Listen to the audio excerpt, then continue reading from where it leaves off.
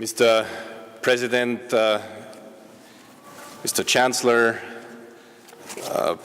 Prime Minister Prodi, President Prodi, a dear professor and now, I may say so, colleague at the Bologna Center, ministers, Your Excellencies, Mary Fay, Joel, thank you again for your wonderful words. And I remember vividly when you first raised the idea of putting up a Congress of Vienna 2015 here in Vienna.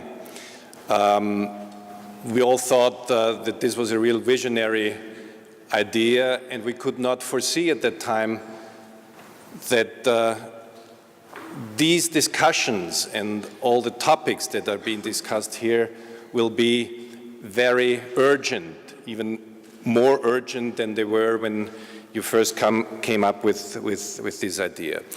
Let me very briefly just share a few views with you here, just very few brief thoughts, and I may, if I can, also come back to the situation here in Vienna, to the contemporary situation, to the political situation of this venue you have chosen. And I'm, of course, very thankful that you have chosen Vienna as the venue. And I also should extend a warm welcome to all of you, and especially to Mary Fay and to you, Joel, also from the mayor of the city of Vienna, Mr. Heuper, who would have loved to be here, but as you have told and if you said, we just had elections and we were in the middle of forming a new government, and so he is busy in doing so. In the past few weeks and months, the world, in particular we here in Germany and in Austria, have been faced with a large number of refugees coming from the Middle East, from Africa, from Asia. Hundreds of thousands of people have been fleeing and are fleeing at this very moment from war, from civil war, from desperation, to save their lives. In accordance with the Universal Declaration of Human Rights, these threats are reason enough to seek and to enjoy asylum in other countries. Too many people seem to forget this. They are executing their rights and not only causing problems. The most recent past has shown that Austria in general and Vienna in particular have been exemplary in their actions. Vienna has accommodated more refugees than many other provinces and regions. We have accommodated a large number of unaccompanied minors. We have nominated an asylum coordinator and much more. The strong support and the strong help of the Viennese and other Austrians have been outstanding. Hundreds, thousands of volunteers are currently welcoming and helping refugees at the main border and the main railway stations, and they will continue to do so, also during the upcoming days and weeks. The Austrian government, Federal President, the Chancellor, the Viennese Mayor, have taken a clear position in this matter. And we, here in Vienna, your host city, did this right in the middle of campaigning for the elections of October 11th. The conflict that arose, the political conflict that arose, was fierce. Humanity and kindness on one hand, and rejection of refugees and the wish to erect barbed wire fences on the other hand. The majority of the people in our city have chosen humanity. Refugees are welcome here has been one of the main slogans, a slogan of the Austrian and the Viennese civil society that actively countered the scaremongering of right-wing populism and extremism. The refugees involuntarily had to leave their home countries, their homes, and their beloved families. Now, we, as a whole, as the European Union, still the biggest and most successful peace project of the post-World War II era, is faced with one of its biggest challenges. How do we respond in a longer period to the refugee crisis? There are people who welcome and help people in need,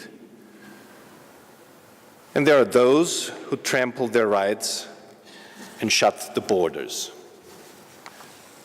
However, we will not be able to solve this situation successfully unless we evenly distribute refugees across Europe. This is without alternative.